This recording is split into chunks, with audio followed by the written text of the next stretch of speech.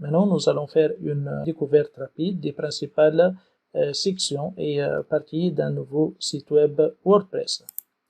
Donc, nous revenons à l'interface de gestion de notre site web WordPress. Si vous avez perdu cette interface, il suffit de cliquer sur le bouton de l'aragon, puis basculer à 3W, puis choisir tout simplement le nom du site web que vous avez créé, qui est ici dans notre cas mon site WordPress. Je vais cliquer ici. Ici, l'aragon va nous ramener vers le front-end de notre site WordPress, c'est-à-dire la partie apparente qui va apparaître à tout le monde en visitant votre site web. Ici, puisque nous sommes déjà connectés au back-end de notre site web, nous avons en haut ici une barre appartenant au tableau de bord de notre site web WordPress qui nous permet de basculer directement à la partie d'administration. Donc ici, juste pour vous montrer comment on peut se connecter de nouveau, je vais me déconnecter ici en utilisant ce bouton. Comme vous voyez ici, il y en a une erreur de redirection. Ici, on utilise l'URL relative, alors que normalement, ceci doit nous ramener vers la page de déconnexion précédée par le nom de notre site web. Il y en a un bug là-dedans.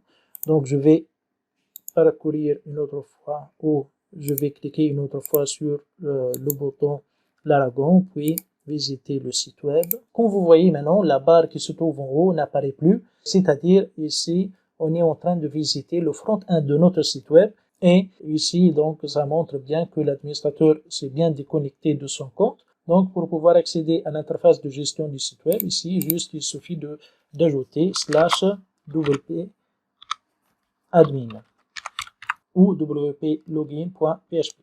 Ici, c'est plus simple. Cette adresse est plus simple, donc j'utilise souvent donc le wp admin. Et ici, vous devez taper le login que vous avez utilisé lors de l'installation. Dans mon cas, c'est admin.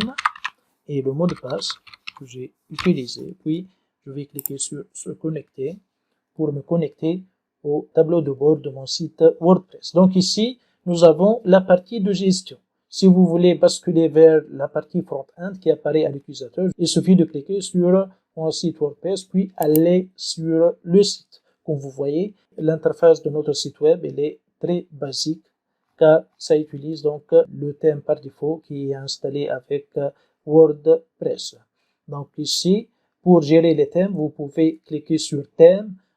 Ici, on va voir par la suite, donc les widgets sont des petits composants qu'on peut ajouter au thème ou au plugin qui permettent de personnaliser l'aspect et l'aperçu de notre site web. Ici, on peut gérer les menus. On va voir ça plus tard.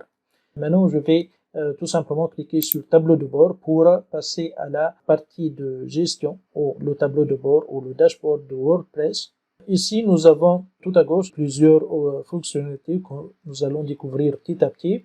Ici, nous avons le notifieur de mise à jour. S'il y en a des mises à jour disponibles, vous allez avoir ici un nombre qui représente le nombre de mises à jour disponibles, quel que soit pour WordPress, le corps de WordPress, ou pour les plugins installés, ou pour les thèmes existants dans votre installation WordPress. Ici, les articles, ce sont les posts, les articles ou les pages que nous allons créer dans notre site web. Vous pouvez afficher tous les articles créés. Donc WordPress, c'est principalement un moteur de blog, donc il est utilisé dans les blogs, mais on peut bien sûr étendre WordPress pour qu'il soit un site web de vente en ligne, par exemple, ou un site web de magazine, etc. Ici, si nous voulons créer un nouveau post, on utilise ce bouton. Si nous voulons gérer les catégories des posts, nous utilisons cette section. Et ici, on a les étiquettes ou les tags qu'on peut associer au post. On peut les gérer à partir de cette partie. Ici, les médias, ça représente la bibliothèque des éléments multimédia de votre site web. Principalement, ce sont les images ici. Et à partir de cette partie qui représente les pages, nous pouvons ajouter ou modifier ou voir les pages existantes.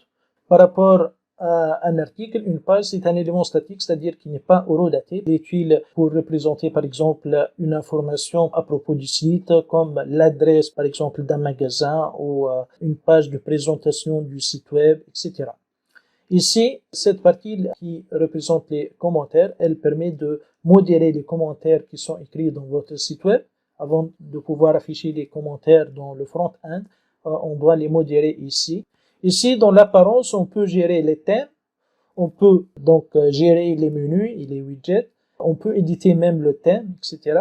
On va voir certaines fonctionnalités de cette partie. Et dans cette partie qui concerne les extensions, on peut ajouter des extensions ou voir tout simplement des extensions qui sont déjà installées. Comme vous voyez ici, on a deux extensions qui sont installées par défaut, elles ne sont pas encore activées. Et ici, on a la section utilisateur à partir de laquelle on peut gérer les utilisateurs. On peut ajouter des utilisateurs comme des admins ou des modérateurs ou des éditeurs ou des utilisateurs simples. On va voir ça plus tard.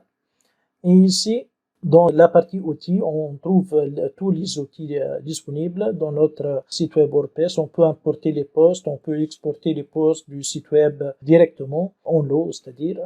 On peut gérer les réglages de notre site web, comme la langue, et le titre du site web.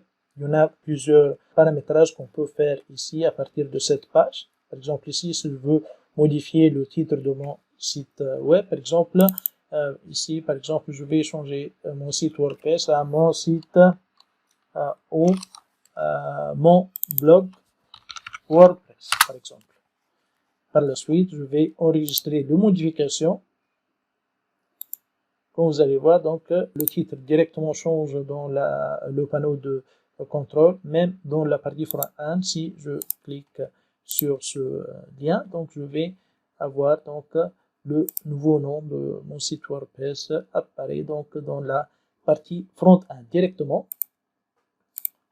Donc ceci est un aperçu rapide de notre installation WordPress. Donc on va voir par la suite dans les prochaines vidéos comment créer et gérer les articles, comment créer et gérer les catégories et comment créer les pages, comment créer les menus, etc. Donc on va voir ça petit à petit dans les prochaines vidéos. À la prochaine vidéo.